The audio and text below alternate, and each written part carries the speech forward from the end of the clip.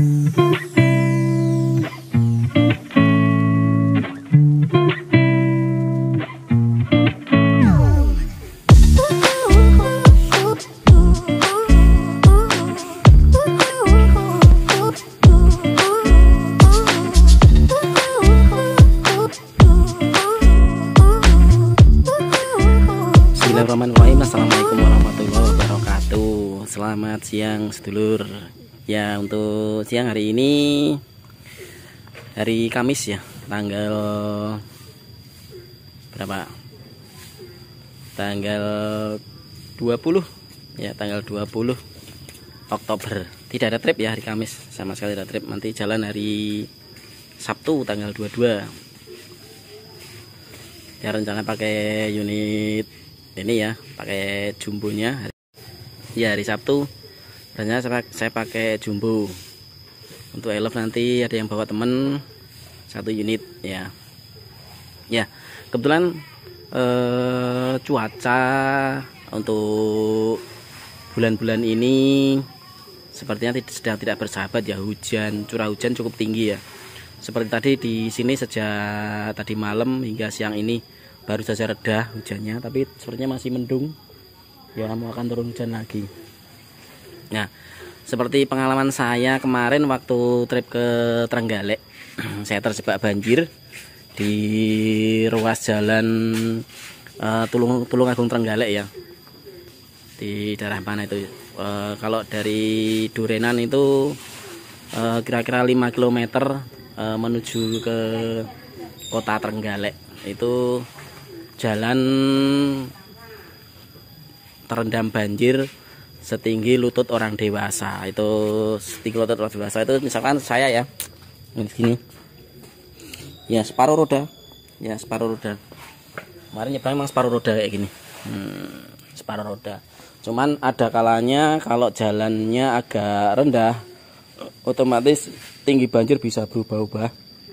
Dan juga genangan air itu karena luapan dari sebuah sungai, kalau agak tinggi ya bisa sampai 1 meter ya, 1 meter ya. Kemarin lihat ada yang sampai 1 meter bahkan lebih. Oke, nah ini karena kebetulan sering perjalanan luar kota untuk elf ini. Nah, saya punya tip jika ada genangan banjir ya, tingkat waspada kita bisa melihat secara langsung dari situasi sekitar.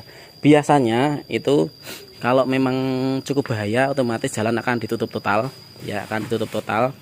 Dan kalau banjir mulai surut biasanya bisa dibuka oleh kendaraan yang sekiranya aman untuk melintasi banjir ya. Seperti kemarin di Trenggalek itu, begitu saya melihat pantauannya, ada mobil pribadi yang melintas, ada truk kecil, bahkan hingga elf juga banyak yang berani melintas. Nah, dari situ kita mencari informasi selengkapnya apakah aman untuk dilintasi. Ya, misalkan aman, tetapi kita tidak perlu panik ya. Di saat melintasi banjir kita tidak perlu panik, ngikuti aja arahan dari petugas seperti apa. Ya, jadi biasanya di situ petugas memberikan jalur yang aman, misalkan melewat lintas yang di tengah secara bergantian. Untuk daerah yang agak dalam biasanya di situ ada kasih tanda oleh petugas ya, kalau di situ agak dalam seperti itu. Ya. Nah, pertama kalau melintas banjir, oke, bagi yang paham ya, pastikan untuk kendaraan dalam kondisi prima ya, pastikan kondisi prima. Seperti, nah kebetulan untuk elf karena filter udaranya itu berada di sini ya, di sini filter udaranya di belakang roda kanan depannya. Nah, untuk filternya di sini. Nah, berarti kan bawah ya, bawah. Cuman filter ini tertutup rapat oleh ini ya, ada rumah filter di situ tertutup rapat.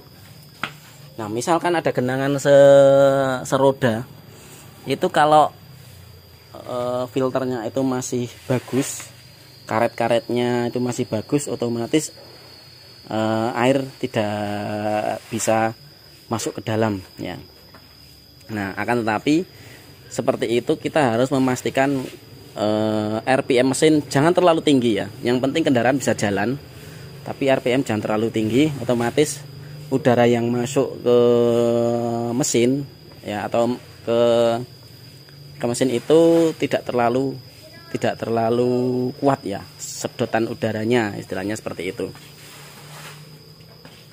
Seperti kemarin saya pakai gigi 1 tapi tanpa nginjak gas, tapi RPM kebetulan agak tinggi, jadi karena apa ya, kondisi masih fit normal, otomatis kendaraannya jalan perlahan ya, mengikuti kendaraan di depannya. Terus kedua itu matikan AC, matikan semua apa ya, kelistrikan yang ada di kendaraan seperti tape, seperti televisi, itu dimatikan semua AC. Terus kaca baiknya dibuka seperti itu, dibuka biar apa ya, kita lebih leluasa memantau di depannya ya. Nah, di saat jalan itu jangan terlalu kecepatannya jangan terlalu tinggi. Kalau terlalu tinggi otomatis airnya itu bisa masuk ke mesin ya, seperti itu. Nah, untung kalau mesin dalam kondisi fit, otomatis bawah itu juga masih aman.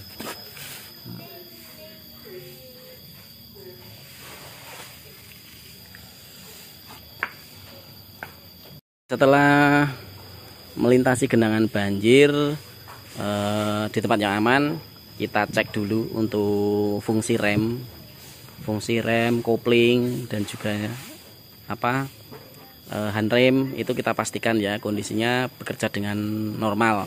Karena setelah kena air, kebetulan air banjir itu kan ada lumpurnya, otomatis tromol itu kemasukan air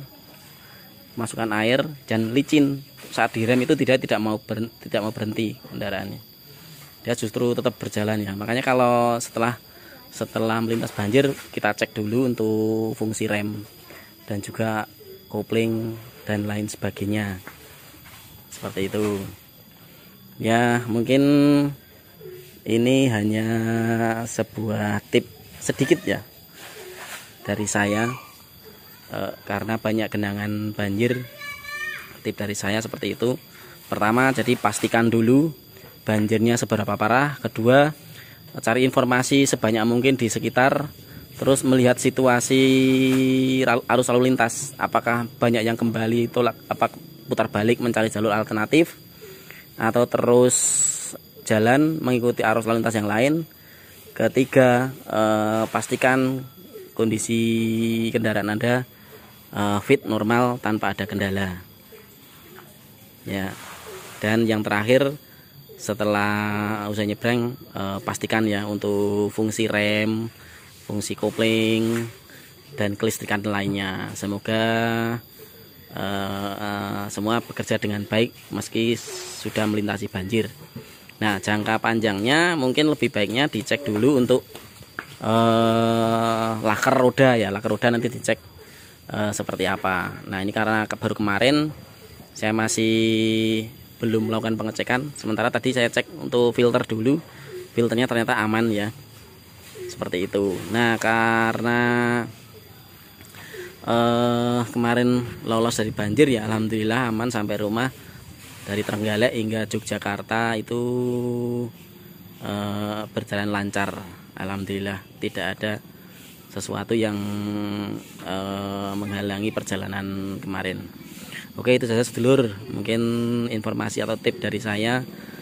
Jika ada banjir yang menggenang di depan kita atau lalu lintas yang akan kita lewati tergenang banjir.